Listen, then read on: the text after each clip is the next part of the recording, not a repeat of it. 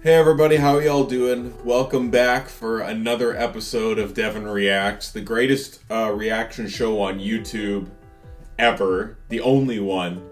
Nobody has ever done this before. Today we're going to be looking at something really interesting. I was digging around and I found this old video of me drumming. In case you didn't know, I do play drums. I play everything. Drums was my first instrument. I got started when I was like 15 years old. I got into guitar shortly after that, but for the longest time, I always just considered myself a drummer. I remember the exact moment when I realized that I wanted to be a drummer. There used to be a TV show called Much Loud, once every Friday at 10:30 at night. For about half an hour, they would play metal music videos. And this was a long time ago before YouTube. I think, it was right around the time of Napster and when file sharing was starting to get big. But it's still, the internet was not really a reliable source for hearing new music. You really couldn't go anywhere else, but there was Much Loud, and it was really cool. I was like a teenager back then, and every Friday you'd tune in and you see all these goofy black and white death metal videos. It was a good time. The video that made me want to be a drummer was actually Mudvayne's Dig, and it was the first time I'd ever seen a camera show double bass, and I didn't even really know what double bass was, but then I saw it, and there was just something about it that I thought was so cool. I decided from that point onward that I wanted to be a drummer. Got my first drum kit shortly after that. This video in question, it's about 11 years old now, so I must have been about 23 when this was first filmed, so I'll let you do the math on that. It was with a band I used to be with. Me and my friends had this band called A Drink Before the War. It was kind of like a hardcore rock and roll metal sort of thing. It was pretty cool. This video was like a one-take playthrough. In retrospect, I think I remember that I probably should have redone it, but at the time I was so dead set on having a video of me playing in the studio as a one-take that I just did it and I kept it. We didn't use a click track, so that's going to be noticeable, but I don't really remember too much about it. I think we should just watch it. So this is me 11 years ago playing drums, and you'll see what that's all about. I think you'll like it. Playing my DW Maple Collector's Series kit, which I still have. Wonderful kit. Lots of cymbals. I remember I had just gotten brand new Crash cymbals, and you can still see how shiny they are. Anyway, let's just get into this. Now, would you like to eat first, or would you like a drink before the war? Yeah, our band was called A Drink Before the War, and we had that sample at the beginning of the song. I think it's from Faulty Towers. Anyway, let's get into it.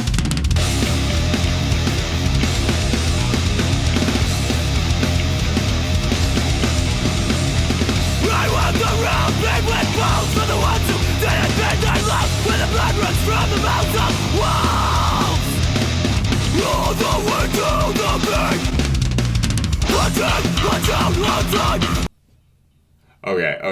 Okay, it's all coming back to me now. First thing you're gonna notice, we didn't use a click track, and that was kind of on purpose because the songs had varying tempos. The studio we recorded in, it was, this dude had it in the basement of his house. He was good, but there's specific things that stick out to me. Like the drums were so noise gated that you notice right there, like I was hitting toms, but the computer was counting it as snare drum hits. If we go back to that, you can actually see that.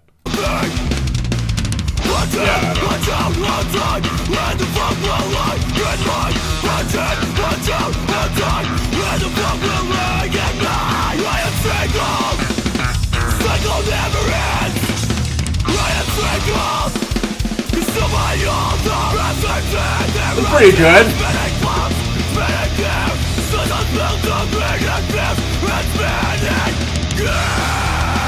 Probably should have redone that, Phil.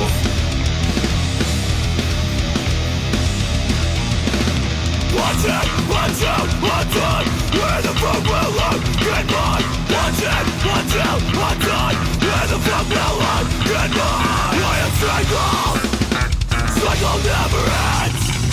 I am strangled. That's pretty cool. A nice little double bass fill there. Yeah, I was really into splash cymbals, obviously. Was Nick Barker from Dimmy Borgir was one of my biggest influences. So I think that would explain a little bit of my drumming. Anyway. You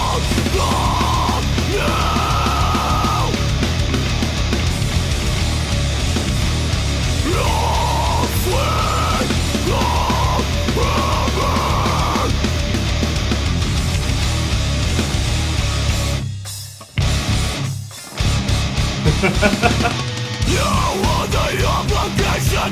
Welcome to the occupation. You want the obligation. Welcome to the occupation.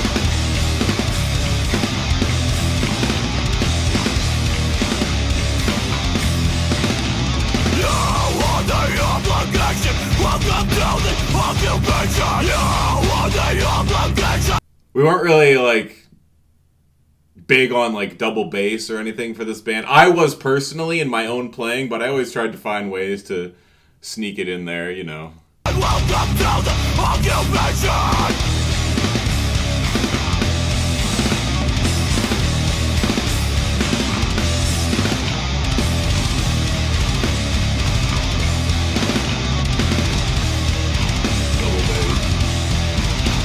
Another day, another color. Another day, another.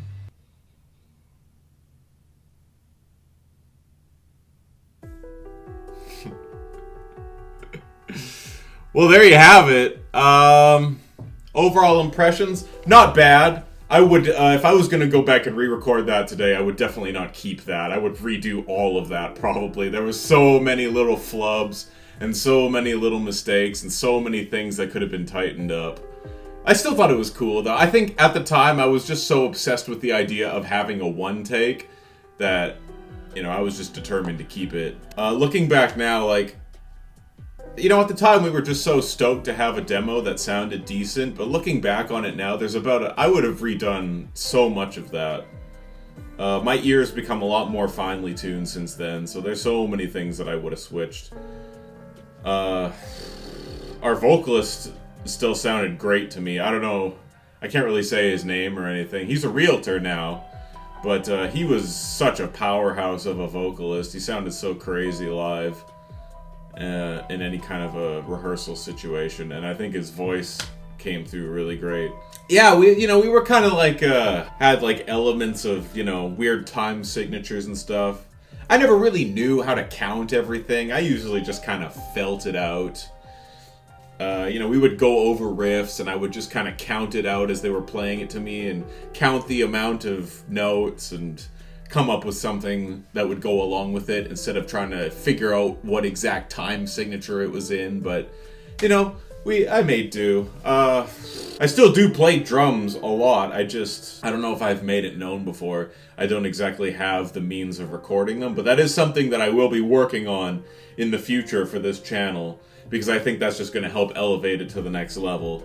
But I like kind of seeing how far I can get it without that too. And then if we ever get this channel to a level where we're in the 1,000 subscribers or more than that, then bringing in drums later is just going to be that much better. If you like this weird kind of Silent Hill style music that's playing right now,